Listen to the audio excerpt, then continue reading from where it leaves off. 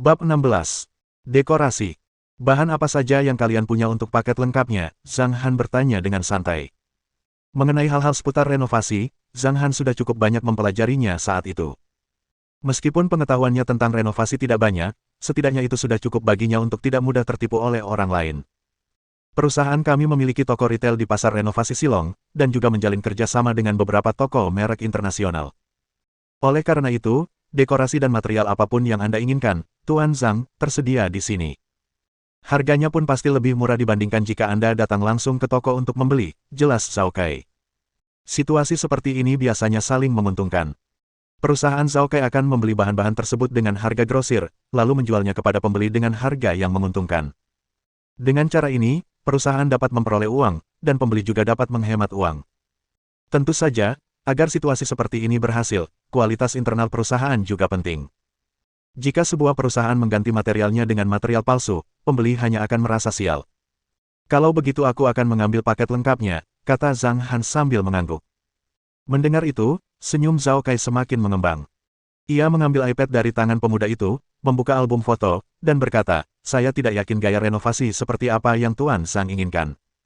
Ini contoh renovasi perusahaan kami, silakan lihat dulu. Setelah Anda memutuskan, saat kami kembali hari ini, kami akan membuat gambar sesuai pendapat Anda agar Anda dapat memilih. Zhang Han mulai melihat gambar-gambar di iPad, sementara manajer Ma pamit dan pergi setelah mengangkat panggilan telepon. Setelah mencari beberapa saat, Zhang Han punya pendapat sendiri. Ia bermaksud merenovasi lantai pertama menjadi gaya keluarga, bukan gaya toko bisnis. Struktur lantai pertama sangat sederhana, hanya terdapat tangga di sisi kiri dalam, dan toilet di sisi kanan. Sisa ruangnya hanya berupa ruang tamu. Pintu menghadap ke selatan dan terletak di antara dua jendela Prancis yang sangat lebar. Zhang Han bergumam pada dirinya sendiri sejenak, lalu mengutarakan pendapatnya. Di suatu tempat di dekat bagian tengah, buatlah dinding televisi di dinding sisi timur, di depan dinding televisi, letakkan sofa dan meja kopi. Dengan begini, Meng Meng bisa menonton televisi sambil menunggu saya memasak. Dapurnya akan berada di sisi barat, dan bentuknya akan persegi, dapur terbuka. Kompornya akan diletakkan di sisi yang menghadap televisi. Dengan begini, saya bisa mengawasi Meng Meng sambil memasak. Di dekat televisi, saya bisa membangun panggung kecil untuk menaruh piano. Saat senggang, saya bisa mengajari Meng Meng bermain piano, yang cukup menyenangkan. Di dekat piano, dan di sudut dekat pintu, saya bisa meletakkan meja tinggi kecil di sana dan meletakkan laptop di atasnya. Lalu, di sekitarnya, saya bisa memasang sound system berkualitas tinggi. Dengan begitu, sambil makan, saya bisa memutar musik untuk didengarkan. Di dekat jendela dan sofa, letakkan meja bundar kecil dan 4 kursi berbentuk bola. Ini akan menjadi sudut untuk makan camilan dan minum. Di sisi luar, letakkan meja makan, dan lampu kristal besar di atasnya. Selain itu, di sekeliling meja makan, saya ingin menambahkan beberapa dekorasi. Tuan Zhang, beban kerja hal-hal yang Anda bicarakan tidak besar, tidak akan ada masalah dalam renovasi. Zhao Kai membuka kalkulator di ponselnya dan berkata sambil menghitung. Saya akan membahas pekerjaan spesifiknya. Ubin lantai, dinding bata dapur, sebagian kecil plafon terintegrasi di dapur, sisa plafon, dinding televisi, panggung kecil, beberapa furnitur lain, biaya pembongkaran dekorasi asli, dan juga biaya renovasi lantai 2. Tanpa memperhitungkan material, total biaya pengerjaan manual mencapai 150.000 RMB. Zhang Han bertanya, berapa lama waktu yang kalian butuhkan untuk menyelesaikan renovasi ini? Sekitar 20 plus hari seharusnya cukup, gumam Zhao Kai sejenak, lalu menjawab. 1 minggu. Zhang Han mengacungkan jari dan berkata ringan, selesaikan renovasi dalam seminggu. Aku akan memberimu 300.000 RMB untuk biaya pengerjaan manual. Zhao Kai awalnya mengira ia tidak mendengar dengan jelas dan sempat linglung sejenak, lalu disusul rasa gembira yang meluap-luap atas kabar baik yang tak terduga itu. Ia pun segera mengangguk dan berkata, baiklah, baiklah. Renovasi akan selesai dalam seminggu. Kalau begitu, Tuan Zhang, apakah Anda ingin membayar uang muka dulu? Sekarang sudah jam 3 sore. Saya bisa memanggil orang-orang untuk datang dan membongkar dekorasi aslinya sekarang juga. Sebelum malam, kemungkinan besar mereka sudah bisa menyelesaikan pembongkaran dekorasi aslinya. Zhang Han menandatangani kontrak dengan Zhao Kai, lalu segera mentransfer 300.000 rem ke Zhao Kai. Setelah menandatangani kontrak, Zhao Kai menghubungi orang-orang untuk datang. Dalam waktu kurang dari 30 menit, 2 truk pickup tiba di depan pintu. Di antara 2 truk pickup tersebut, terdapat total 5 pekerja. Tuan Zhang, tentang kursi, meja, dan... Zhao Kai bertanya dengan ragu. Tangani sesukamu, Zhang Han melambaikan tangannya. Zhao Kai tersenyum tipis. Semua kursi, meja, dan berbagai barang lainnya itu bisa dijual setidaknya seharga 2,000 sampai 3,000 RMB, yang bisa dihitung sebagai keuntungan kecil. Tuan Zhang, saya akan membiarkan orang-orang mulai mengerjakan gambar-gambarnya, dan pada malam hari Anda akan dapat memilih salah satu gambar 3D. Setelah Anda selesai memilih, kita akan dapat mulai bekerja besok, kata Zhao Kai sambil tersenyum. Saya akan menggambar gambar sederhana untuk kalian terlebih dahulu. Kalian semua bisa mengikuti dan menyempurnakan gambar saya. Zhang Han sangat menyadari keinginannya untuk merenovasi rumah. Mengambil kertas yang diberikan Zhao Kai, Zhang Han mulai menggambar sesuai rancangan yang ada di benaknya.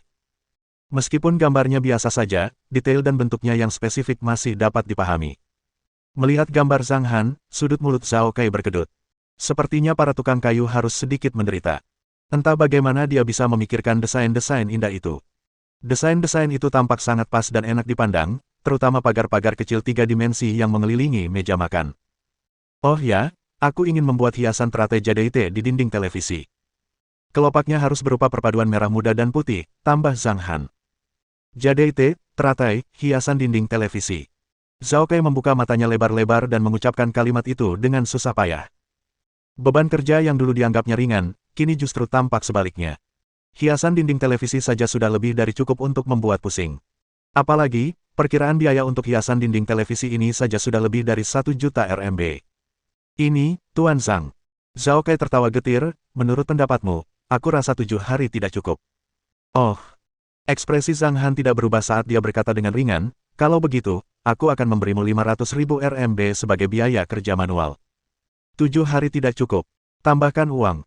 Mendengar itu, Zhao Kai kembali linglung. Sambil merasa senang dan terkejut, ia juga mendesah dalam hati. Ini pertama kalinya ia bertemu dengan pelanggan yang tidak biasa seperti itu. Beberapa pelanggan juga memberi tip, tetapi tip yang mereka berikan tidak banyak.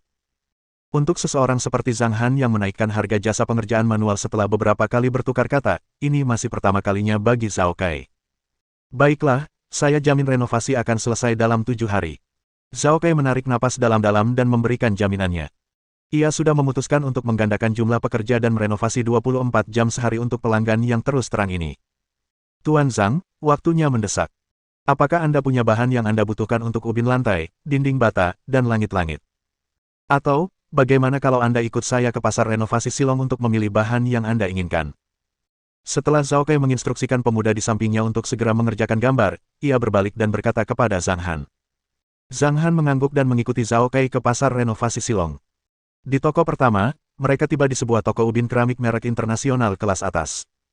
Setelah melihat sesuatu yang memuaskannya, Zhang Han langsung memesannya. Ubin lantai yang dipilih Zhang Han adalah bata sudo klasik dari seri Mocha Palace. Harga 1 meter perseginya adalah 2.500 RMB. Setelah ditambahkan bata dinding, papan skirting, dan lainnya, totalnya mencapai sekitar 490.000 RMB. Sedangkan untuk material plafon, semen, pasir, dan material pelengkap lainnya, totalnya mencapai hampir 300.000 RMB. Alasan mengapa harga material-material tersebut mahal adalah karena material yang dipilih Zhang Han semuanya merupakan material berkualitas tinggi, ramah lingkungan, dan bebas formaldehida. Setelah renovasi selesai, ia dapat langsung menempati rumah tersebut. Setelah menghabiskan hampir 1 jam untuk membeli bahan-bahan, Zhao Kai melihat masih ada waktu, dan kemudian bertanya. Pak Zhang, waktunya masih pagi. Bagaimana kalau kita ke pasar furnitur dan melihat-lihat sofa, kap mesin, dan furnitur lainnya? Dengan begitu, kami bisa langsung membantu Anda memasang furnitur saat kami merenovasi. Baiklah. Zhang Han mengangguk. Mereka berdua langsung menuju pasar mebel di sekitar sana dan menjalani putaran belanja berikutnya. Sofa yang akan diletakkan di depan sofa adalah sofa kulit mewah berwarna putih, berbentuk bulan sabit dengan panjang 4 meter. Harga sofa ini tidak mahal. Hanya 40.000 RMB. Tidak mahal. Untuk televisi, meja kopi, kursi, dan meja, semuanya jauh lebih mudah dipilih. Untuk lantai 1 dan 2, Zhang Han menghabiskan total hingga 500.000 RMB. Biaya tersebut sudah termasuk bak mandi, toilet pintar, mesin cuci pintar, kulkas besar 4 pintu, AC, pembersih udara, dan berbagai barang lainnya. Setelah selesai membeli semuanya dan mereka berniat untuk pergi, Zhao Kai tiba-tiba memikirkan suatu hal, dan bertanya dengan ekspresi agak heran. Tuan Zhang, bukankah Anda membuka restoran? Sepertinya tidak ada tempat bagi pelanggan untuk duduk dan makan. Pelanggan? Zhang Han tertegun. Ia pun melupakan masalah ini. Setelah berpikir sejenak, ia pun membuka mulut dan berkata, "Masih ada ruang kecil di dekat jendela sebelah kanan, kan? Letakkan 3 meja kecil di sana." Mendengar itu, sudut mulut Zhao Kai tak kuasa menahan diri untuk berkedut sedikit. Ia merasa Zhang Han sama sekali tidak membuka restoran, melainkan hanya iseng. Jadi, Zhang Han membeli 3 meja kecil dan 6 kursi, menghabiskan total 1 karem. Karena diperuntukkan bagi orang luar, maka itu sudah cukup asalkan perabotannya tampak bersih. Di semua toko tempat mereka membeli barang, untuk informasi kontak, nomor telepon Zhao Kai digunakan, bukan nomor telepon Zhang Han. Zhao Kai dengan sangat serius mengambil gambar setiap perabot, yang akan digunakan saat mengambil gambar malam ini. Pada saat yang sama, ia juga menjamin untuk memberi Zhang Han sebuah restoran baru dalam waktu seminggu. Setelah naik mobil, Zhang Han dan Zhao Kai saling bertukar informasi kontak. Tiba-tiba, Zhao Kai teringat bahwa mereka tidak membeli piano dan bertanya, "Tuan Zhang, bolehkah saya tahu jenis piano apa yang Anda inginkan? Saya punya teman yang bekerja di toko piano, saya bisa membantu Anda mencari tahu." Piano. Zhang Han bergumam pada dirinya sendiri. Zhang Han cukup mengerti piano. Semasa kecil, ia sudah belajar piano. Di dunia kultivasi, ia juga membuat piano karena bosan. Selama 500 tahun, ia sesekali bermain piano. Dalam waktu yang begitu lama, pemahamannya terhadap piano sudah sangat mendalam. Seharusnya tidak benar, pemahamannya terhadap musik piano sudah sangat mendalam. Mengenai merek piano, Zhang Han tidak bermaksud membeli yang murah. Sebagian orang akan berkata bahwa kualitas piano bukan terletak pada harga piano, melainkan pada nadanya. Mengenai hal itu, Zhang Han merasa itu omong kosong. Jangankan alasan, ada harga ada kualitas. Untuk berbicara tentang kualitas, piano mahal jauh lebih baik daripada piano murah. Untuk menjalani kehidupan yang berkualitas, bagaimana mungkin barang-barang yang akan digunakan itu buruk? Contohnya, piano 7 warna yang digunakan Zhang Han saat berada di dunia kultivasi. Piano tersebut dibuat dengan material berkualitas tinggi dari dunia kultivasi.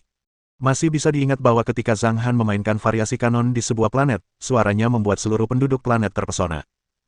Bahkan, jika Zhang Han mau, suara piano tersebut bahkan bisa diubah menjadi suara pembunuh dan langsung memusnahkan kehidupan di planet tersebut.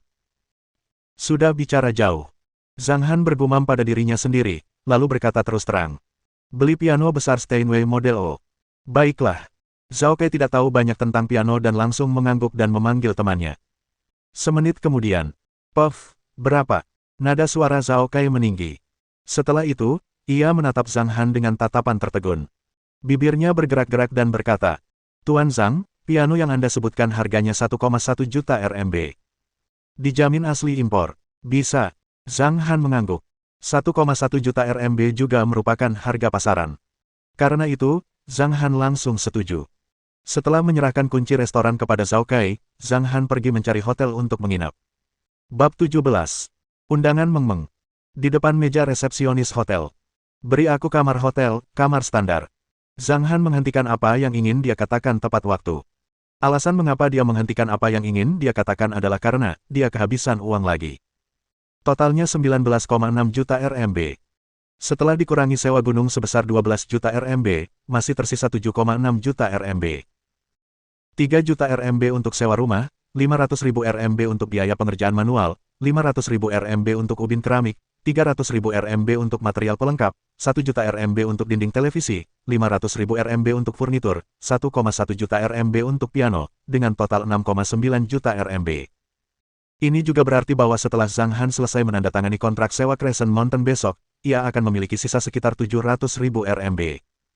Jumlah ini tidak cukup untuk membiayainya menginap di Presiden Suite. Puff. Resepsionis perempuan yang menerima Zhang Han tidak dapat menahan tawa, seraya tersenyum lebar ia menyerahkan kartu kamar kepada Zhang Han dan berkata, "Ini, kamar standar Presiden Anda." Zhang Han menatap gadis yang sedang tertawa itu dengan tatapan yang tak terlukiskan. Menurut standar dan sistem hotel yang ketat, bahkan jika dia mengubah apa yang ingin dikatakannya, resepsionis itu tidak boleh dibiarkan tertawa begitu saja. Diperkirakan resepsionis itu adalah seorang wanita muda dari sebuah keluarga besar yang bekerja di sana hanya untuk sekadar mencari pengalaman hidup. Setelah mengambil alih kartu kamar, Zhang Han tidak langsung pergi ke kamarnya, melainkan pergi ke restoran untuk makan malam. Ketika waktu menunjukkan pukul 7 malam, Liu Meng menelepon Zhang Han untuk memberitahunya agar menemuinya besok pagi pukul 9 untuk menandatangani kontrak penyewaan gunung. Kembali ke kamar, Zhang Han berbaring di tempat tidur. Tatapannya tertuju pada televisi, tetapi pikirannya dipenuhi oleh Meng Meng, putri kecil itu. Dia merindukan putrinya. Di sisi lain, Yunyin Garden, Ziyan dan Zhou Fei baru saja tiba kembali di rumah. Akhirnya kita selesai memilih 100 lagu sampah, kata Zhou Fei dengan kesal. Wajahnya dipenuhi kelelahan. Ini berat untukmu, Xiao Fei.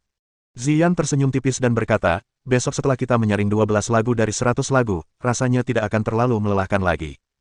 Mendengarkan lagu seharusnya menjadi hal yang luar biasa.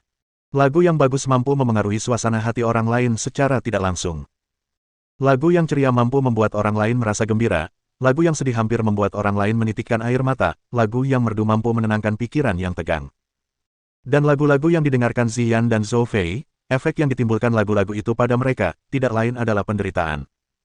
Tak masalah jika lagu-lagunya kurang enak didengar, tapi setidaknya ada batasnya. Beberapa lagu bahkan sangat tidak enak didengar.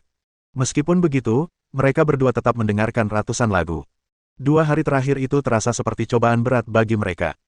Kakak Yan, kalau saja kau punya 4 lagu berkualitas tinggi, albummu yang akan datang ini setidaknya masih bisa menimbulkan sensasi.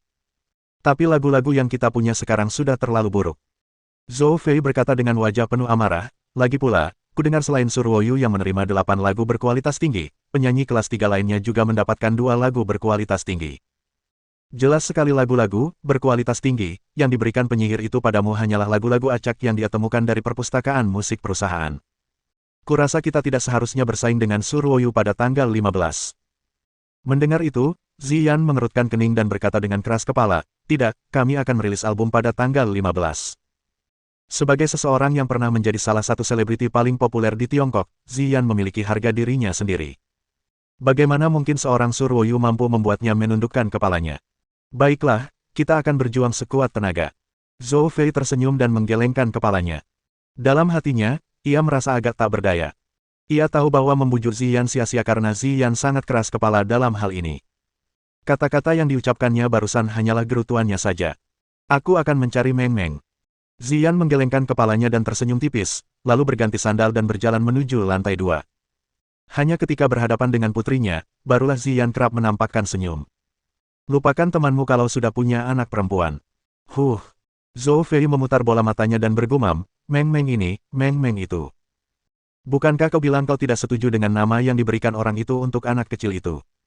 Tepat ketika Ziyan mencapai tangga, dia langsung mendengar putri kecil menangis di lantai 2. Ada apa, Meng Meng? Ziyan bergegas naik ke lantai 2. Melihat putri kecil itu menangis, dia segera menghampiri dan memeluknya. Di sampingnya, pengurus rumah tangga Wang Juan tampak agak cemas. Ia sendiri juga cukup bingung. Semuanya baik-baik saja sampai tiba-tiba, putri kecil itu menangis. Aku sangat merindukan ayahku, Wo Hao Xiang Wo Dai Daya. Biasanya, Meng Meng juga bisa berbahasa Mandarin dengan lancar. Namun, ketika ia merasa cemas, ia akan menggunakan bahasa Inggris untuk mengungkapkan apa yang ingin ia katakan.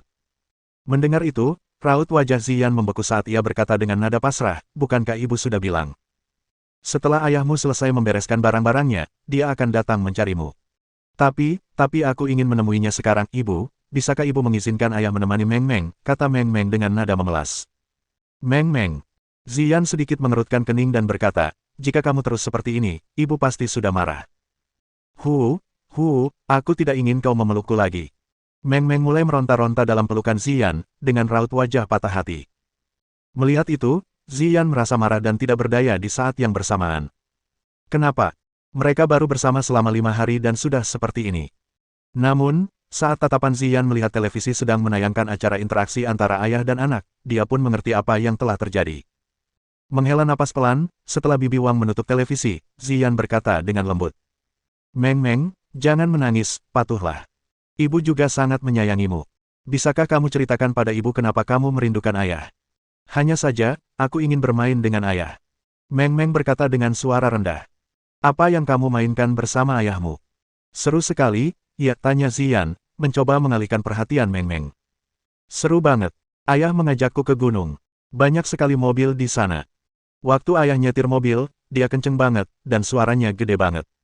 Orang-orang jahat itu ngomongin ayah. Tapi belakangan, mereka semua bilang ayah itu hebat banget. Meng Meng berhenti menangis dan menjawab sambil merenung. Setelah selesai mendengarkan, wajah Ziyan berubah hitam. Bajingan ini. Dia benar-benar membawa putrinya ke balapan mobil. Dia benar-benar bajingan. Ziyan sangat marah di dalam hatinya, tetapi senyumnya masih tersungging di wajahnya saat dia bertanya, lalu apa lagi yang ayahmu bawakan untuk kamu mainkan? Ayah juga mengajakku bermain di Disneyland bersama burung besar itu. Bu, Disneyland sangat menyenangkan. Di Disneyland, ada banyak sekali permainan seru. Meng Meng masih ingin pergi ke Disneyland lagi. Saat membicarakan Disneyland, mata Meng Meng berbinar-binar. Mendengar itu, ada penyesalan dan kekecewaan tersembunyi di raut wajah Xian. Meng Meng telah tumbuh begitu besar dan aku bahkan belum pernah membawanya ke taman hiburan sebelumnya. Jika Zhang Han, orang itu, tidak pernah mengajak Meng Meng bermain ke Disneyland sebelumnya, dan meninggalkan kesan mendalam di hati Meng Meng, Xian pun tidak akan membuat keputusan seperti ini. Hal itu terdengar dari mulut Xian saat ia membuka mulut untuk berbicara. Meng Meng, kalau begitu bagaimana kalau ibu juga mengajakmu bermain di Disneyland lusa? Dia memutuskan untuk mengerahkan seluruh tenaganya agar bisa fokus pada pekerjaannya besok, lalu menemani Meng Meng bermain seharian penuh pada lusa. Meng Meng awalnya tertegun, lalu matanya berbinar dan bertepuk tangan sambil berteriak gembira, oke, oke. Ayo main Disneyland, ayo main Disneyland. Ibu memang yang terbaik. Setelah selesai berbicara, Meng Meng yang menggemaskan mencibirkan mulutnya dan mencium pipi Xian dengan lembut. Melihat itu, Zhou Fei yang berada di samping berkata sambil tersenyum, Meng Meng, cium juga bibi Fei Fei. Setelah selesai berbicara, Zhou Fei menurunkan tubuhnya dan menunggu ciuman sang putri kecil. Namun, setelah menunggu beberapa saat, ia tidak melihat gerakan apapun dari sang putri kecil. Aku tidak berciuman. Meng Meng menatap Zhou Fei dengan mata jernihnya sambil menggelengkan kepalanya dan berkata. Oh. Zhou Fei tertegun sejenak, lalu berkata, anak kecil, terakhir kali bibi mengizinkanmu mencium, kamu pasti mencium. Kenapa kamu berubah sekarang? Cepat cium bibi Fei Fei, kalau tidak bibi Fei Fei akan marah. Tidak mau, aku tidak mau berciuman. Meng Meng segera bersembunyi di pelukan Xian. Melihat itu, Xian berpikir bahwa Meng Meng agak pemalu dan tak dapat menahan senyum di sudut mulutnya. Zhou Fei cemberut dan berkata, Meng Meng, apakah kamu tidak menyukai bibi Fei Fei lagi? Seperti. Meng Meng menjawab dengan suara manisnya. Lalu kenapa kamu tidak mau bertemu bibi Fei Fei lagi? Zhou Fei bingung dengan masalah ini. Ayah bilang aku tidak boleh berciuman. Meng Meng berkata dengan wajah serius, ayah bilang, selain ayah dan ibu, Meng Meng tidak boleh mencium siapapun, kalau tidak aku akan sakit. Ekspresi wajah Zhou Fei membeku. Melihat itu, Xian tidak dapat menahan tawa. Zhou Fei yang bermulut kejam ini hanya akan kalah di depan Meng Meng. Melihat Zhou Fei kalah, Xian merasa itu sangat lucu. Namun, apa yang dikatakan Meng Meng selanjutnya membuat wajah Xian menjadi hitam. Ayah. Ayah juga bilang aku harus lebih jarang mencium ibu, karena kalau aku mencium ibu, aku akan mencium alas bedak kosmetik di mulutku. Ayah bilang alas bedak kosmetik itu tidak bersih. Meng Meng teringat kata-kata Zhang Han kepadanya. Puff. Melihat wajah Xian yang menghitam, giliran Zhou Fei yang tertawa kali ini. Ayahmu benar. Meng Meng, menurutku kamu juga sebaiknya tidak mencium ibumu lagi di masa depan, gumam Zhou Fei. Bajingan ini. Xian menggertakkan giginya karena marah. Bu, ibu tidak boleh menjelek-jelekkan ayah. Bu, aku ingin bicara dengan ayah. Bisakah ibu meneleponnya, kata putri kecil itu dengan suara merdunya. Tentu, aku akan meneleponnya. Xian segera mengeluarkan ponselnya dan menghubungi nomor Zhang Han. Zhang Han. Saat panggilan telepon tersambung, Xian berkata dengan kesal, bagaimana kau bisa mengajari Meng Meng? Apa salahnya Meng Meng menciumku? Apa wajahku pakai alas bedak sebanyak itu? Aku jelas jarang pakai riasan, iya. Lagi pula, hampir tidak ada alas bedak dengan riasan tipis yang kupakai. Otakku kaku. Meng Meng ingin bicara denganmu. Xian berkata, selesaikan semuanya dalam satu tarikan napas. Melihat itu, Meng Meng sebenarnya agak tidak puas, tetapi ketika melihat Xian menyerahkan ponselnya, ia langsung mengambilnya dengan gembira. Apakah wanita ini salah minum obat? Saat Zhang Han tengah berpikir dalam hati, suara Meng Meng terdengar dari telepon. Zhang Han, coba tebak aku siapa, Meng Meng meniru nada bicara ibunya.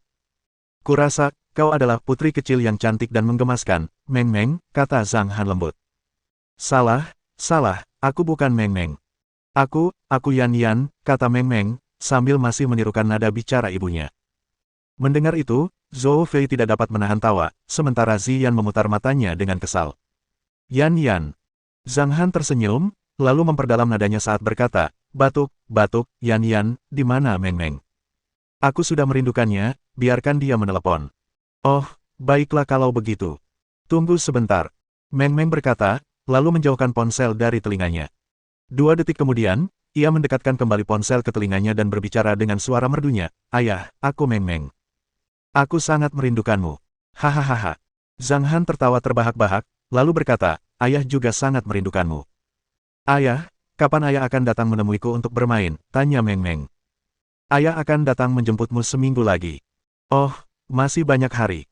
"Benar juga, ayah, ibu akan mengajakku ke Disneyland lusa." "Ayah, bolehkah ayah ikut dengan kami juga?" Meng Meng langsung mengirimkan undangannya kepada Zhang Han. Mendengar ayahnya setuju, Meng Meng merasa sangat senang dan mulai tertawa kecil. Setelah mengucapkan banyak kata, Meng Meng kemudian menutup telepon. Mama, Papa bilang kita nggak akan ke Disneyland kali ini. Kita mau main ke taman hiburan lain." Meng Meng mengangkat tangannya dan berkata. Bab 18. Waktunya telah tiba. "Mau main kemana?" tanya Ziyan. "Pergi ke Ocean Park. Ayah bilang di Ocean Park banyak ikannya, dan ada biang lala dan kereta gantung yang bisa dinaiki." Ucap Meng Meng dengan wajah penuh harap. "Oh," jawab Ziyan, tatapannya agak tenggelam dalam pikirannya dan hatinya agak kacau. Awalnya, dia bermaksud mengajak Zhou Fei dan dirinya untuk menemani Meng Meng bermain. Namun, dengan bergabungnya Zhang Han, tampaknya itu menjadi seperti tamasya keluarga. Bisakah ini dihitung sebagai sebuah keluarga? Mungkin. Hati Ziyan terasa hampa. Ia tidak tahu harus memperlakukan Zhang Han dengan baik. Namun, setidaknya saat ini, yang bisa ia pastikan adalah cara ia memperlakukan Zhang Han berbeda dengan cara ia memperlakukan orang lain. Kalau tidak, ia juga tidak akan terus-menerus marah pada Zhang Han. Ziyan menggelengkan kepalanya dan berhenti memikirkan hal-hal itu. Setelah bermain dengan Meng Meng sebentar, sudah waktunya untuk beristirahat. Sebelum Meng Meng tidur, ia masih menantikan acara keluarga lusa. Melihat tawa dan kegembiraan Meng Meng saja sudah cukup untuk mengungkapkannya. Saat-saat Mama dan Papa menemaninya bermain bersama adalah saat-saat yang paling membahagiakan baginya. Tepat saat hampir pukul 23, Zhao Kai mengirimkan 5 gambar interior 3D restoran yang berbeda kepada Zhang Han. Zhang Han memilih yang paling disukainya, dan Zhao Kai menjawab bahwa renovasi akan dimulai besok. Malam tanpa kata-kata. Keesokan harinya, pagi jam 9, Zhang Han tepat waktu tiba di pintu masuk utama kantor Departemen Pertanahan. "Selamat datang Tuan Zhang." Liu Meng menyambut Zhang Han dengan wajah penuh senyum. Zhang Han menganggukkan kepalanya pelan. Suara erangan yang dibuat, biasanya menunjukkan arti, iya, atau oke, jika tanda, diletakkan di belakang misalnya, kemungkinan besar artinya seperti, "Ayo, masuk." Liu Meng berkata sambil tersenyum, "Aku akan membawamu menandatangani kontrak sekarang." Setelah selesai berbicara, Liu Meng memimpin jalan di depan Zhang Han. Ketika mereka tiba di depan sebuah kantor, ekspresi Liu Meng berhenti sejenak, lalu menoleh ke belakang dan dengan lembut mengingatkan. "Tuan Zhang, orang yang akan menandatangani kontrak dengan Anda adalah Direktur Wang Qishan. Beliau bertanggung jawab atas lahan di sekitar Teluk Crescent. Temperamen beliau tidak begitu baik, jadi, jika nanti beliau berkata kasar, Tuan Zhang, Anda harus memaafkannya sedikit." Zhang Han menjawab dengan datar. Setelah Liu Meng selesai mengetuk pintu, ia berdiri di tempat dan menunggu dalam diam. Setelah menunggu selama 1 menit penuh, terdengar suara kasar dari dalam kantor. Tepat setelah membuka pintu, mereka langsung melihat seorang wanita berusia 20-an keluar dari kantor dengan wajah memerah. "Haha," Zhang Han menyeringai. Direktur Wang ini sungguh penuh cinta. Setelah memasuki kantor, Wang Qishan terlihat duduk tepat di meja kantor. Wang Qishan adalah seorang pria parubaya berusia 40-an. Ia berkepala botak, berwajah tirus, dan mengenakan kacamata bersuhu lebih dari 400 derajat. "Bicaralah," kata Wang Qishan dingin. Mendengar nadanya, sepertinya dia tidak terlalu menyambut orang-orang datang ke kantornya. Ekspresi Liu Meng agak canggung saat ia berkata dengan suara rendah, "Direktur Wang, ini masalah yang saya bicarakan dengan Anda kemarin. Tuan Zhang datang untuk menandatangani kontrak." Mendengar itu, Wang Qishan tak berani mengangkat kepalanya, bahkan tak berani melirik Zhang Han. Ia masih asyik bermain-main dengan komputer di meja kantornya sambil berkata dingin, "Kita bicarakan ini setelah aku selesai bekerja." Baiklah. Liu Meng mengangguk berulang kali. Setelah menatap Zhang Han dengan tatapan agak menyesal, mereka berdua duduk di sofa di samping. Setelah menunggu sekitar 30 menit, Wang Qishan mengangkat kepalanya. Ia melirik Zhang Han sebentar, lalu mengeluarkan setumpuk dokumen dari laci dan meletakkannya di atas meja. "Dokumennya ada di sini. Pergilah ke Departemen Keuangan dan serahkan uangnya dulu, lalu datang ke kantor saya untuk membubuhkan stempel pada dokumen." "Ya." Liu Meng sedikit membungkuk dan mengambil dokumen itu, lalu memberi isyarat kepada Zhang Han, lalu ia memimpin dan berjalan keluar kantor. Zhang Han berdiri, lalu menatap Wang Qishan dengan ekspresi agak tidak puas. Hanya mengeluarkan setumpuk dokumen saja, orang ini bisa menyeretnya selama 30 menit. Sungguh orang yang menarik. Jika ini adalah dunia kultivasi, orang-orang seperti ini tidak akan bisa hidup lebih dari sehari. Tuan Zhang, saya minta maaf. Di luar pintu kantor, Liu Meng tersenyum canggung. Ayo kita serahkan pembayarannya, jawab Zhang Han dengan datar. Di Departemen Keuangan, setelah menggesek kartu bank dan memotong 10 juta RMB, Departemen Keuangan membubuhkan beberapa stempel pada dokumen.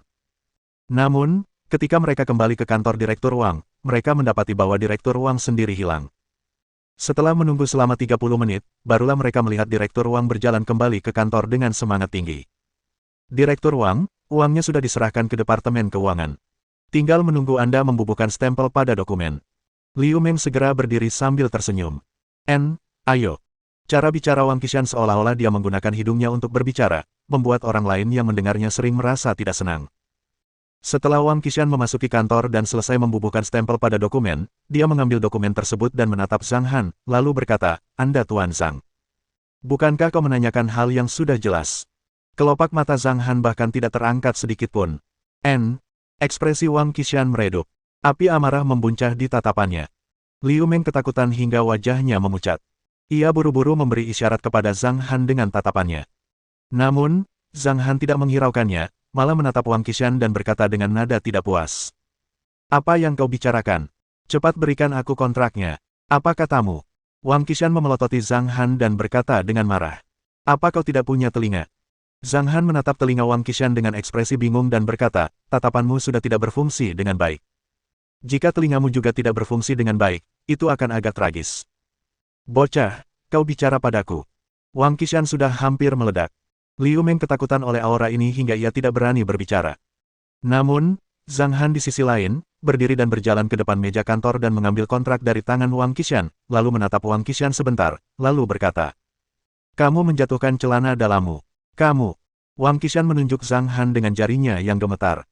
Wang Qishan sudah terbiasa berada di posisi tinggi dan hampir semua orang yang bertemu dengannya selalu bersikap hormat. Kapan dia pernah bertengkar dengan seseorang sebelumnya? Saat ini, dia sangat marah sampai-sampai tidak tahu harus berkata apa. Bahkan tidak bisa mengerti kata-kata, bagaimana kau bisa menjadi direktur. Zhang Han menggelengkan kepalanya dan mendesah, lalu menunjuk ke lantai tempat kaki Wang Qishan menginjak. Sudah kubilang celana dalammu jatuh ke lantai. Kamu kan sudah dewasa, kok bisa seceroboh itu? Sekalipun kamu punya hobi mengoleksi celana dalam orang lain saat sedang jatuh cinta, kamu juga harus menjaganya dengan baik, kan? Kalau sampai jatuh sembarangan, reputasimu sebagai sutradara bisa hancur kalau sampai terlihat orang lain. Mendengar itu, Wang Qishan buru-buru menundukkan kepalanya untuk melihat. Ketika ia menemukan celana dalam renda tepat di samping kakinya, wajahnya langsung memerah, dan dalam tatapannya yang menatap Zhang Han, ada sedikit kepanikan di dalamnya. Kontrak saya ini, apakah sudah ditandatangani dan selesai? Zhang Han tersenyum tipis. Wang Qishan ini bisa menjadi sutradara dengan kualitas mental seperti ini. Diperkirakan Wang Qishan ini kemungkinan besar masuk melalui pintu belakang. Sudah ditandatangani, selesai, jawab Wang Qishan tanpa sadar. Setelah mendengar itu, Zhang Han mengambil kontrak itu dan pergi.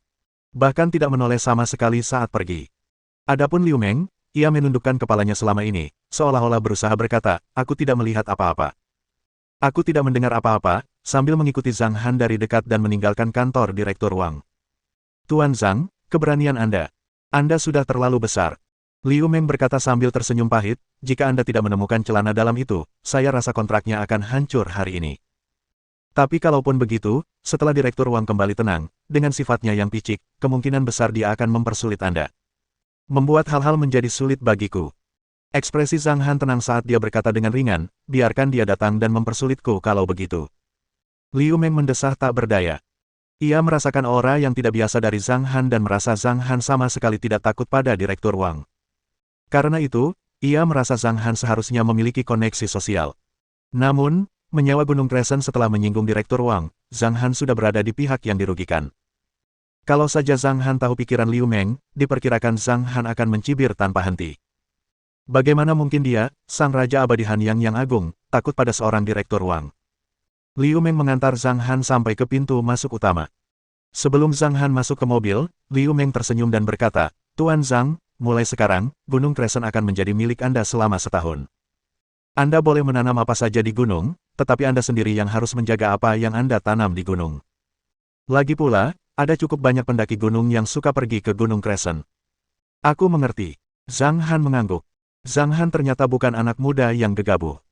Ia tidak langsung bergegas ke Crescent Mountain yang baru saja disewanya agar bisa segera merenovasi Crescent Mountain, melainkan pergi ke restoran yang sedang direnovasi terlebih dahulu.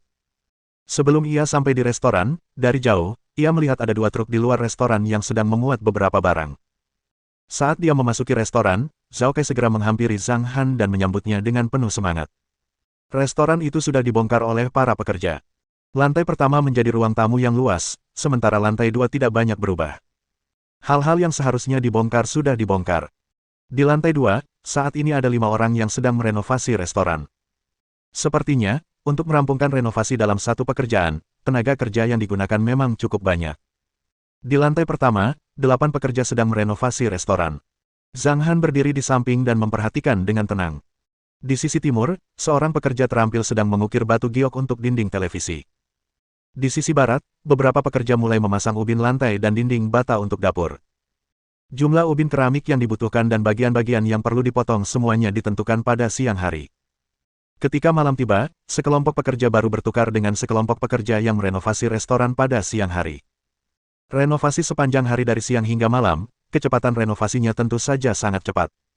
Sepanjang jalan hingga tengah malam pukul 3 pagi plus, Zhang Han kemudian berdiri dan pergi. Sudah waktunya. Duduk di dalam jeep, tatapan Zhang Han tertuju ke arah Gunung Crescent, dengan senyum tersungging di sudut mulutnya. Kecepatan mobilnya sangat tinggi. Dalam 10 menit, Zhang Han sudah mencapai Gunung Crescent. Setelah berjalan 20 menit, Zhang Han mencapai puncak gunung. Di bawah sinar bulan yang terang, Gunung Crescent tampak kabur dan sangat sunyi. Tatapan Zhang Han mengamati sekelilingnya untuk terakhir kalinya. Dalam hatinya, dia sudah punya ide matang tentang bagaimana dia ingin membangun kembali gunung itu. Mari kita mulai. Zhang Han menarik napas dalam-dalam, lalu mengeluarkan pohon thunder yang berwarna seperti jarum giok dari telinganya dan langsung menusukkannya ke pembuluh darahnya. Ketika pohon thunder yang ditusukkan ke pembuluh darahnya, ia mulai menyerap darahnya. Setelah kehilangan banyak darah, kulit Zhang Han menjadi sangat pucat, tetapi jauh di dalam matanya, ia masih tenang dan tak terkejut. Setelah pohon petir yang menyerap cukup banyak darah, Zhang Han merasa hubungannya dengan pohon petir yang semakin dalam. Oleh karena itu, ia mencabut pohon petir yang berwarna giok dari pembuluh darahnya. Getarannya begitu keras sehingga bahkan orang-orang yang berada di Crescent Boulevard dapat mendengar suara getaran pelan. Zhang Han memejamkan mata. Dari bawah kakinya, untaian cahaya berwarna lembut terus melayang ke atas dan berkumpul di kepala Zhang Han. Saat ini, kesadaran Zhang Han telah menyatu dengan pohon petir yang. Setelah memproses pikiran Zhang Han, pohon petir yang mulai beroperasi. Di atas tanah, tak terlihat jejak gelombang.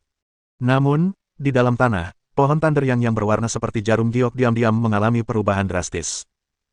Jika seseorang dapat melihat apa yang terjadi, mereka akan dapat melihat bahwa warna giok pohon thunder yang memudar dan berubah menjadi warna abu-abu kecoklatan yang biasanya dimiliki pohon.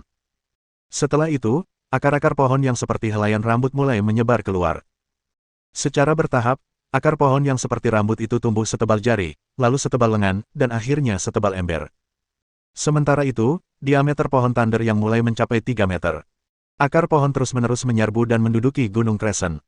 Hingga memenuhi seluruh daratan Gunung Crescent, pohon thunder yang pun mulai tumbuh ke atas. Krak, krak. Pohon thunder yang berdiameter 3 meter tumbuh dari tanah di depan Zhang Han. Hanya dalam waktu 5 detik, tinggi pohon petir yang tumbuh hingga 30 meter. Setelah 5 detik berikutnya, cabang-cabang pohon petir yang mulai menyebar keluar, bagaikan bunga yang sedang mekar. Dengan sangat cepat, tubuh utama pohon thunder yang selesai tumbuh. Jika seseorang berdiri dari jauh, mereka akan dapat melihat bahwa pohon thunder yang ini terletak di puncak Gunung Crescent, tampak seperti pohon dunia dalam game. Bab 19. Renovasi teritorial. Pohon thunder yang telah selesai tumbuh dan akarnya telah menempati seluruh Gunung Crescent. Namun, saat ini, pembangunan kembali wilayah itu baru saja dimulai. Di tengah Gunung Crescent, di dalam ruang sempit, ada kolam kecil berisi air spiritual, yang dibutuhkan Zhang Han. Demikian pula akar-akar pohon petir yang bergetar terus-menerus, bagaikan seekor gurita yang mengacung-acungkan tentakelnya. Akar pohon tersebut langsung memindahkan ruang sempit itu tepat di bawah pohon thunder yang. Sedangkan akar pohon lainnya, mereka menyapu dan bergetar di dalam tanah, seakan-akan mereka sedang membuka terowongan. Tidak lama kemudian, di dalam Gunung Crescent, sebuah ruang berbentuk koridor yang berkelok-kelok pun dibangun. Cabang pohon petir yang terjun ke dalam air spiritual dan menyerap seluruh air spiritual.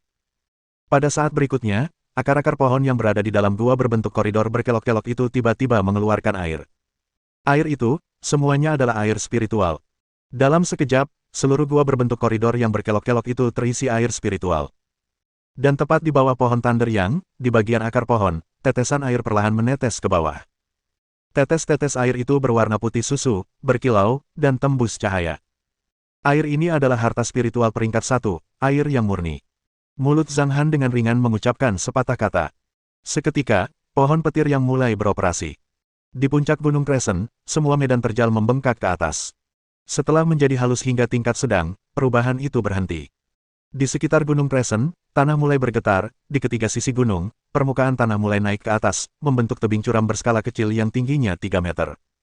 Di arah menuju Crescent Gulf, jalan ke sana tidak berubah sama sekali. Alasan mengapa Zhang Han membuat tebing curam berskala kecil itu adalah untuk mencegah orang lain datang ke Gunung Bulan Sabit. Gunung Crescent sudah kududuki, dan kalian masih mau ke sini untuk mendaki gunung. Pergilah ke tempat lain saja. Rekonstruksi tampilan eksterior telah selesai. Saat ini, yang tersisa hanyalah detail spesifiknya. Zhang Han menekan telapak tangannya ke pohon Thunder Yang dan memejamkan matanya. Dia bisa merasakan dan menghayati segala sesuatu yang ada di dalam Gunung Crescent. Sehelai rumput, sehelai kayu, sebongkah butiran, sebongkah batu, semuanya ada dalam pikirannya. Situasi Crescent Mountain saat ini adalah terdapat banyak sekali pepohonan dan sangat sedikit ruang. Namun, ini terjadi beberapa saat kemudian. Zhang Han menggunakan kesadarannya sendiri untuk terhubung dengan energi pohon petir yang dan memulai bagian lain dari rekonstruksi. Di tengah Gunung Crescent, tanah terus bergulung dan pepohonan mulai bergerak keluar ke segala arah. Dalam sekejap, sebuah ruang kosong yang luas muncul di tengah Gunung Crescent, sementara pepohonan mengelilingi ruang kosong tersebut, seolah-olah seperti tembok pembatas yang mengelilinginya. Pepohonan berjajar rapat, terutama di sisi dekat jalan, yang dipenuhi pepohonan, seolah-olah seperti tembok kota. Di tiga sisi Gunung Crescent lainnya, jarak antar pohon juga sangat pendek, dan terlebih lagi, di bawah kendali Zhang Han, cabang-cabang dari semua pohon yang berbeda menjulur ke bawah, membentuk jaring besar. Oleh karena itu, bahkan jika seseorang memanjat tebing curam setinggi 3 meter, ketika dihadapkan dengan cabang-cabang yang berantakan dan keras itu, bahkan jika mereka ingin mendaki ke puncak Gunung Crescent, mereka juga harus menghabiskan banyak waktu. Selain itu, biasanya ketika pepohonan berkumpul di tepi gunung dan berdesakan, pertumbuhannya akan terganggu. Namun di Gunung Crescent, di bawah nutrisi tanah spiritual, pertumbuhan pepohonan sama sekali tidak terganggu. Bahkan jika pepohonan berdesakan terlalu rapat, hal itu tidak akan berpengaruh. Akan tetapi, jika pepohonan tersebut terlalu rapat, tampilan estetikanya akan kurang sedap dipandang mata. Kalau saja orang lain bisa melihat perubahan seperti ini, mereka pasti akan berteriak lantang bahwa sebuah keajaiban tengah terjadi di depan mata mereka. Meskipun tidak ada manusia yang mampu melihatnya, seekor anjing mampu melihatnya. Itu adalah anjing pedesaan Cina yang pernah berhubungan dengan Zhang Han. Melihat pohon-pohon di sekelilingnya terus bergerak-gerak, anjing itu pun menjadi ketakutan dan menggigilkan badannya saat berdiri di tanah. Setelah beberapa saat, pergerakan pohon berhenti dan anjing yang berdiri di tanah melihat Zhang Han yang berada di bawah pohon besar yang terletak di puncak gunung. Itu dia. Ingatan anjing itu sangat tajam. Hanya dengan sekali pandang, ia mengenali Zhang Han. Setelah mengumpulkan keberanian, anjing itu berjalan pelan ke arah Zhang Han. Setelah berjalan hingga jaraknya sekitar 10 meter dari Zhang Han, ia duduk di tanah dan menatap Zhang Han dengan rasa ingin tahu. Zhang Han tentu saja menyadari kedatangan anjing itu. Namun, ia mengabaikan anjing itu dan melanjutkan rekonstruksi Gunung Crescent. Saat ini, yang tersisa hanyalah membuat area. Di Gunung Crescent, tak hanya pepohonan tinggi, tetapi juga banyak bunga dan tanaman. Bahkan ada beberapa pohon holi yang biasanya digunakan untuk membuat pagar di lingkungan kota. Di dalam kota, holi umum ditemukan. Terkadang, holi bahkan terlihat di pinggir jalan. Pertumbuhan holi terbilang kecil, dengan tinggi sekitar 1 meter. Holi yang terlihat di dalam kota biasanya dipangkas rapi, dan tampak indah dipandang. Setelah melihat pohon holi, Zhang Han memutuskan untuk menggunakan pohon holi untuk memisahkan setiap area yang berbeda. Namun, jumlah holi terlalu sedikit. Tidak masalah. Dengan memanfaatkan energi yang dilepaskan pohon petir yang saat ini menempati lahan, memindahkan pohon holi dan membuatnya tumbuh hanya dalam sekejap mata. Seketika, semua gulma yang tumbuh di tanah tercabut dan tertiup angin dingin. Dalam beberapa tarikan napas, semua gulma itu pun bersih. Beberapa pohon holi terbang ke langit, lalu jatuh di tempat-tempat berbeda yang diinginkan Zhang Han untuk ditanam. Pohon-pohon holi tumbuh satu persatu, seperti domino, menyebar ke berbagai area, membentuk 3 area besar di belakang gunung. Pada arah yang dihadapi Zhang Han, sisi kiri merupakan area penanaman, bagian tengah merupakan area unggas, dan sisi kanan merupakan area hewan peliharaan. Semua bunga yang tadinya ada di belakang gunung, seperti bunga Chinese Redwood, beberapa bunga mawar, bunga multan peony, bunga frangipanis yang merupakan persilangan antara kuning dan putih, dan seterusnya bunga-bunga lainnya, semuanya dipindahkan ke area kiri di depan gunung. Ada batasan energi pohon petir yang, oleh karena itu, Zhang Han hanya dapat merekonstruksi bagian belakang gunung untuk rekonstruksi pertama.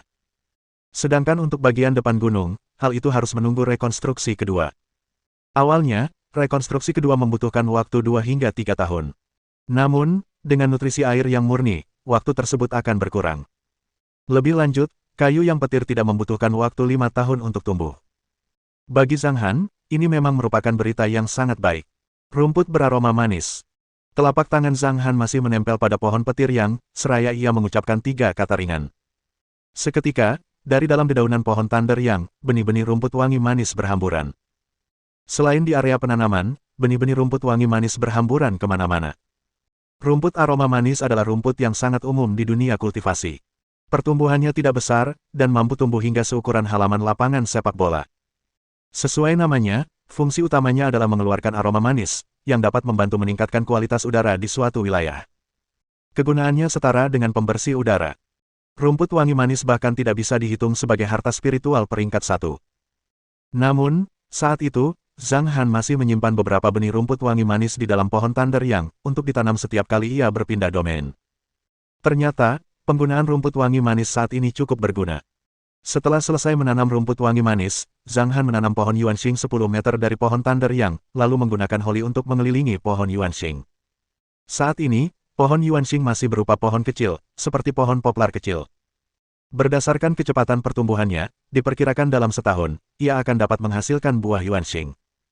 Ketika saatnya tiba, Zhang Han akan dapat memurnikan pil kultivasi Yuan dan mencapai alam pembentukan fondasi. Di alam pendirian fondasi, Zhang Han akan mampu melepaskan kekuatan spiritual dari tubuhnya dan menggunakan beberapa kemampuan kecil. Ketika saat itu tiba, itu juga berarti Zhang Han mampu berdiri kokoh di bumi. Benar sekali, kayu harum surga juga harus ditanam. Maka, Zhang Han menggunakan holi untuk membuat lingkaran kecil tepat di samping pohon Yuanxing dan meletakkan kayu harum surga di dalam lingkaran tersebut. Kayu harum surga adalah batang pohon. Kegunaan kayu harum surga bisa dikatakan besar atau kecil. Untuk kegunaannya yang kecil, itu karena kayu surga wangi itu hanya bisa dipakai untuk memasak makanan, dan untuk kegunaannya yang besar, itu karena makanan yang dibuat dengan menggunakan kayu surga wangi itu memang wangi sekali. Setelah selesai menyelesaikan hal-hal tersebut, tibalah waktunya untuk membagi 3 area. Area penanaman untuk sementara akan dibagi menjadi area tanaman dan area kebun. Beberapa bibit pohon buah yang saya kumpulkan belum bisa ditanam saat ini. Energi yang dibutuhkan untuk diserap oleh beberapa bibit pohon buah itu sudah terlalu banyak. Saya akan mengamankan area ini terlebih dahulu. Setelah Zhang Han merenung, pohon holi itu tumbuh lagi dan membagi area penanaman menjadi 2. Apa yang sebaiknya saya tanam di lahan pertanian? Ada padi, gandum, jagung, kedelai, kacang kapri, dan sebagainya. Saya akan pertimbangkan untuk menanam padi dan gandum dulu untuk saat ini. Pohon Thunder yang kembali beraksi.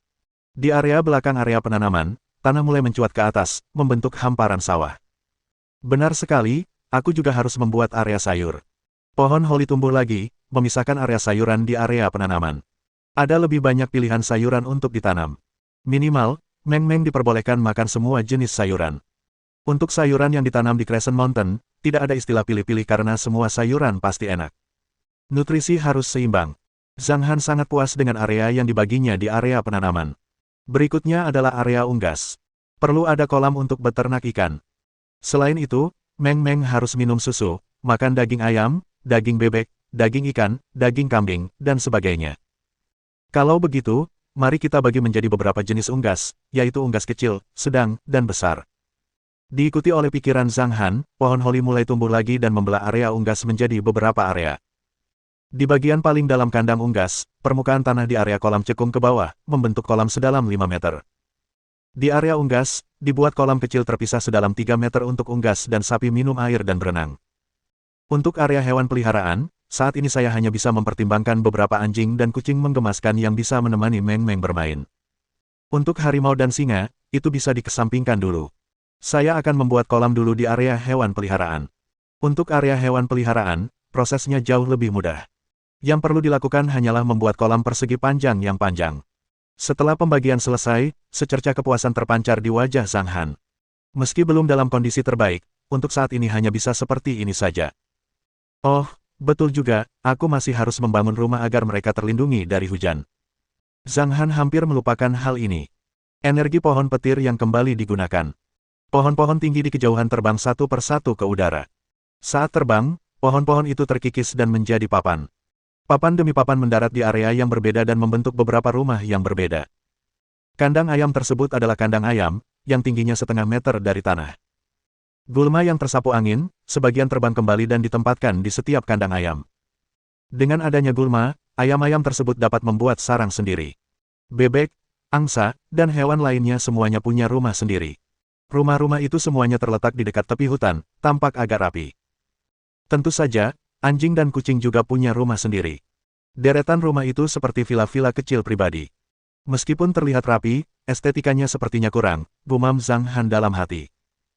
Dengan menggunakan kesadarannya sendiri untuk mengendalikan energi pohon petir yang lagi, segerombolan daun hijau menutupi bagian atas semua rumah kecil, tampak seperti rumah-rumah yang ditumpuk dengan daun. Penggunaan daun tidak hanya untuk estetika, tetapi juga mampu mencegah hujan membasahi kayu di bawahnya. Rekonstruksi kali ini kurang lebih sudah selesai. Zhang Han tersenyum kecil, lalu menarik napas dalam-dalam. Mari kita mulai. Pohon petir yang mengeluarkan suara yang dalam dan setengah dari air spiritual di dalam gua gunung diserap oleh pohon petir yang. Pada dedaunan pohon Thunder Yang, tetesan air menyelimuti seluruh gunung Crescent. Rasanya seperti hujan rintik-rintik. Energi pohon Thunder yang membersihkan gunung Crescent berkali-kali, hingga tanahnya berubah menjadi tanah spiritual. Di kaki gunung Crescent, rumput wangi manis menyembul dari tanah. Selain area penanaman, seluruh gunung Crescent tertutupi oleh hamparan warna hijau. Dalam sekejap, gunung Crescent dipenuhi dengan vitalitas. Maju ke alam pemurnian Qi. Di kaki gunung, bunga demi bunga layu dengan sangat cepat. Namun setelahnya, bagaikan burung phoenix yang terlahir kembali, bunga-bunga itu pun terlahir kembali. Setelah mekar kembali, warna bunga-bunga itu jauh lebih tajam dan bentuk kelopaknya tampak jauh lebih sempurna. Dibandingkan sebelumnya, bunga-bunga saat ini bisa dibilang telah menjelma menjadi raja bunga. Sekuntum bunga tampak cantik dan memikat hati orang lain, sekaligus menarik perhatian orang lain. Sekarang hanya tersisa rumput daging. Kesadaran Zhang Han bergerak. Di batang pohon Thunder Yang, segerombolan benih rumput daging beterbangan bersiul menuju area unggas dan hewan peliharaan. Benih rumput daging mendarat di bagian dalam kedua area tersebut. Begitu benih ditabur ke tanah, dalam 2 detik, benih tersebut berkecambah dari tanah. 5 detik kemudian, kuncup berwarna putih sebesar bola kaca terbentuk di atas masing-masing rumput daging. Dilihat dari jauh, rumput daging tampak seperti bentuk bulir gandum yang membesar. Rumput daging termasuk dalam harta spiritual peringkat 1. Tujuan rumput daging adalah untuk digunakan sebagai pakan ternak. Saat memakannya, akan tercium aroma seperti sayuran. Namun, saat dikunyah, rasanya seperti daging. Setelah dikunyah sebentar, rasanya agak seperti babi rebus merah. Zhang Han juga tahu hal ini karena ia mencicipi rumput daging karena penasaran. Namun, Zhang Han juga hanya menggigitnya. Lagi pula, rumput daging adalah makanan ternak. Mengetahui rasanya saja sudah cukup. Setelah selesai dengan rumput daging, transformasi pertama lahan juga telah berakhir. Namun, dari total energi yang dilepaskan pohon petir yang untuk pertama kalinya, masih tersisa setengahnya. Tentu saja, energi tersebut ditujukan untuk Zhang Han yang akan dipromosikan ke alam pemurnian Qi. Buka meridian.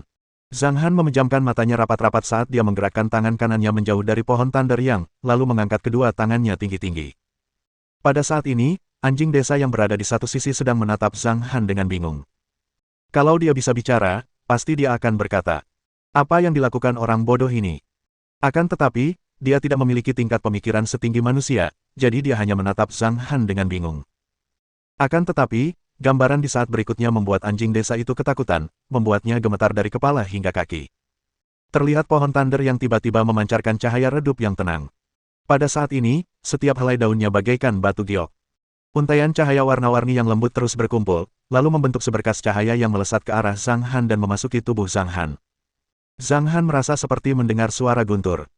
Di dalam tubuh Zhang Han, energi pohon petir yang berubah menjadi pedang tajam dan terus-menerus membuka akses ke meridian demi meridian.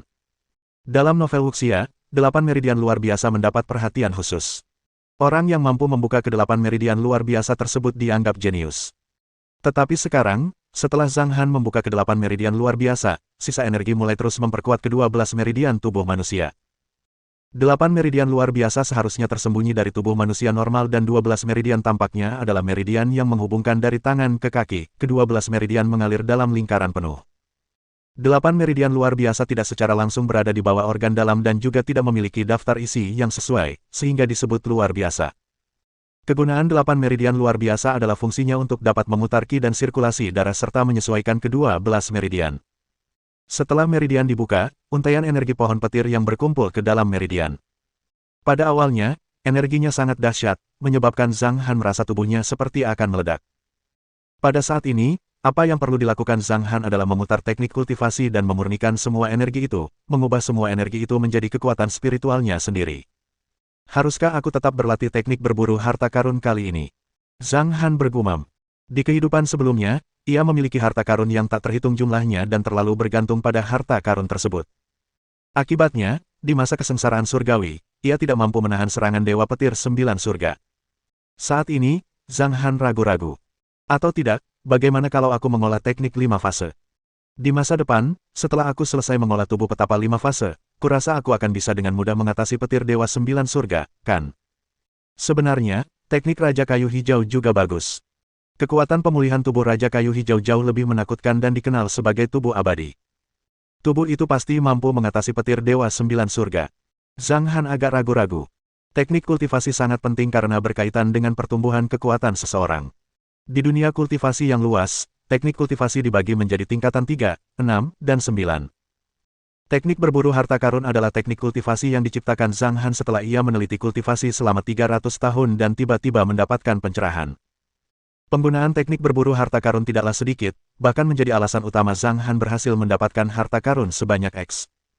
Misalnya, teknik berburu harta karun mampu meningkatkan kekuatan teknik penyembunyian. Teknik penyembunyian yang ditingkatkan kekuatannya kemudian dikenal sebagai teknik penyembunyian dewa. Teknik penyembunyian dewa tidak hanya mampu menyembunyikan tubuh Zhang Han sepenuhnya, tetapi bahkan mampu membuat para ahli di alam kesengsaraan tidak dapat mendeteksi Zhang Han. Efek dari teknik berburu harta karun adalah kemampuannya untuk meningkatkan teknik lain yang digunakan dalam berburu harta karun, seperti kecepatan, menghancurkan formasi, penyembunyian, dan sebagainya. Namun, efek terbesar dari teknik berburu harta karun adalah kemampuannya untuk meningkatkan hidung pencium harta karun, yang juga menjadi alasan mengapa Zhang Han tidak ingin menyerah dalam mengembangkan teknik berburu harta karun. Lupakan saja, aku harus berlatih teknik berburu harta karun saja. Bisa dibilang aku memulai dari awal lagi kali ini. Paling buruk, aku bisa menghabiskan sedikit lebih banyak sumber daya untuk mencapai tubuh jasmani Sage. Bagaimanapun, harta karun tetaplah dasar untuk berlatih. Setelah ragu-ragu kurang dari 1 menit, Zhang Han mengambil keputusan. Duduk bersila, Zhang Han mulai memutar teknik berburu harta karun. Energi dalam tubuh Zhang Han perlahan-lahan dimurnikan dan mulai berputar sesuai arahan teknik berburu harta karun. Pada saat ini, seberkas sinar matahari pagi perlahan terbit dari timur, sementara seorang manusia dan seekor anjing tengah duduk dengan tenang di bawah pohon thunder yang menampakkan suasana yang hangat. Di Taman Yunyin, di dalam rumah Ziyan.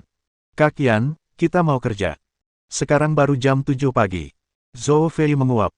Biasanya, dia akan tidur sampai jam 8 pagi. Ayo kita berangkat kerja lebih awal hari ini dan selesaikan lagu-lagunya. Besok kita akan menemani Meng Meng ke Ocean Park untuk bermain seharian, kata Ziyan dengan tenang. Kamu bisa meninggalkanku. Aku akan berada di perusahaan besok untuk merencanakan video musik berdasarkan lagu-lagunya. Zhou Fei menggelengkan kepalanya. Kau tidak pergi. Ziyan sedikit bingung. Apa yang ingin aku lakukan, menjadi lampu pijar, aku tidak akan ikut dengan kalian bertiga. Kata Zhou Fei dengan nada kesal. Siapa yang punya keluarga 3? Ziyan meludah pelan. Bukan benar-benar meludah, hanya gestur ringan. Cek, Kak Yan, bukannya aku ngomong sembarangan, lihat saja dirimu sekarang, terus-terusan bilang Meng Meng, Meng Meng, Meng Meng. Meng Meng adalah nama yang dipikirkan orang itu. Lagi pula, kemarin waktu orang itu bilang mau ke Ocean Park, kamu bahkan gak nolak sama sekali dan malah kelihatan kayak istri yang nurut banget sama semua permintaan suaminya. Beberapa tahun kita di Amerika Utara, kamu gak pernah kayak gini. Zhou Fei cemberut dan berkata, jangan bicara omong kosong. Ziyan memelototi Zhou Fei. Zhou Fei berperilaku baik kali ini dan tidak melanjutkan berbicara. Setelah turun, mereka memasuki Mercedes-Benz S600L hitam. Total harga mobil ini mendekati 3 juta RMB. Mobil itu berbicara. Setelah turun, mereka memasuki Mercedes-Benz S600L hitam. Total harga mobil ini mendekati 3 juta RMB. Mobil itu adalah mobil yang digunakan Ziyan saat bekerja. Biasanya, Zhou Fei yang menyetir. Duduk di bagian belakang mobil, pandangan Ziyan tertuju keluar jendela, tampak agak linglung. Sebuah keluarga beranggotakan 3 orang pergi ke Ocean Park ya. Bagaimana sebenarnya sikapku terhadap Zhang Han? Awalnya, Ziyan mengira hatinya hanya menganggap Zhang Han sebagai orang biasa. Namun, kenyataannya tidak demikian. Tampaknya, ketika berhadapan dengan Zhang Han, Ziyan yang selalu tenang dan sabar, tidak akan pernah bisa tetap tenang. Semua perkataan dan tindakan Zhang Han memang berpengaruh pada Ziyan. Mungkin karena Meng Meng. Ziyan mendesah pelan dalam hatinya. Hanya penjelasan seperti inilah yang bisa meyakinkannya. Karena Zhang Han adalah ayah Meng Meng, ia tidak bisa bersikap acuh tak acuh terhadapnya. Ini jelas bukan romansa. Romansa di hati Ziyan tidak seperti ini. Tidak peduli wanita manapun, mereka semua akan memiliki pangeran tampan yang sempurna di hati mereka. Pangeran menawan di hati Ziyan lebih condong pada seseorang yang multitalenta, elegan, santun, punya bakat dan kebajikan, serta berpenampilan lumayan. Bukanlah seseorang seperti Zhang Han, tuan muda yang berwatak keras, yang memiliki sifat pemarah dan juga berpikir bahwa karirku sebagai artis adalah, apalagi yang dia katakan. Hanya seorang selebriti di layar TV, dia tidak lebih dari seorang aktor yang bisa diundang dengan uang. Kata-kata macam apa itu? Memikirkannya saja sudah cukup membuat Ziyan marah. Apalagi saat mereka sedang bertengkar, orang itu bahkan berkata, kalau kamu mau tetap di industri hiburan yang berantakan ini, mustahil aku bisa bersamamu.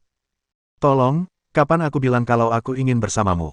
Siapa yang mau dengan otak kaku yang punya sifat pemarah? Sosok Zhang Han terlintas di benak Ziyan, dan saat dia mengingat kata-kata itu, sesaat kemudian, api kemarahan yang tak jelas muncul di hatinya. Kakak Yan, Kakak Yan. Hah, Ziyan tampak linglung. Apa yang kamu pikirkan, kita sudah sampai di perusahaan.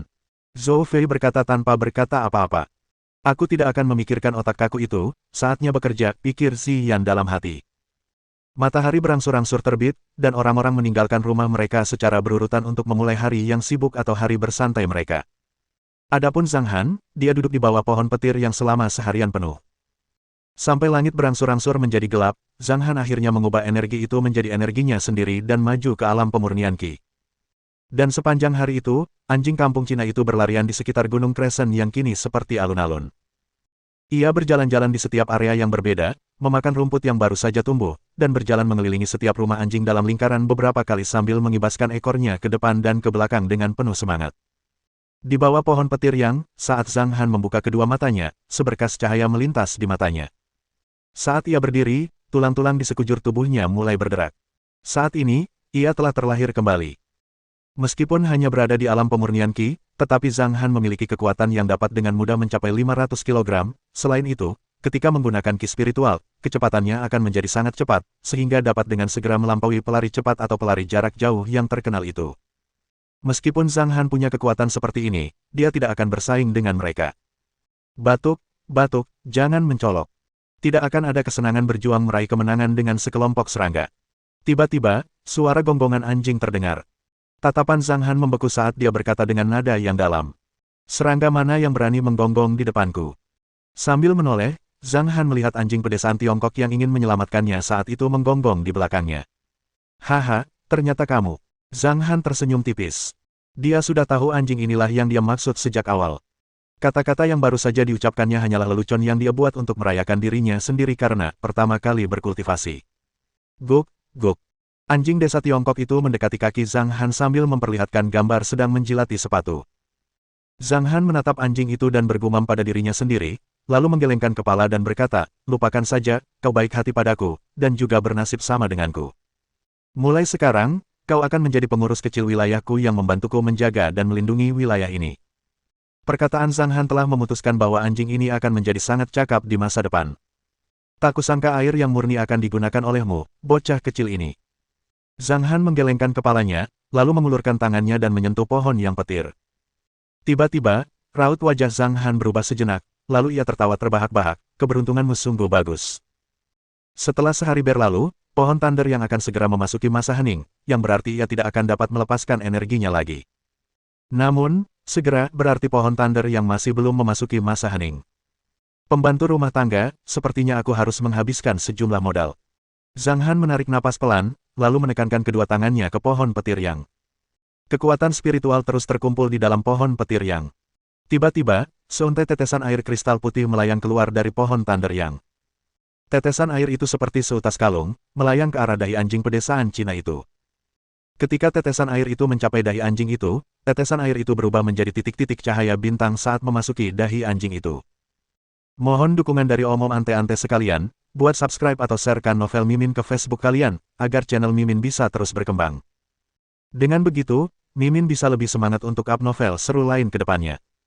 Sekiranya ada kebutuhan buat subback, silakan inbox Mimin atau tuliskan di kolom komentar. Mimin dulukan dengan ucapan terima kasih.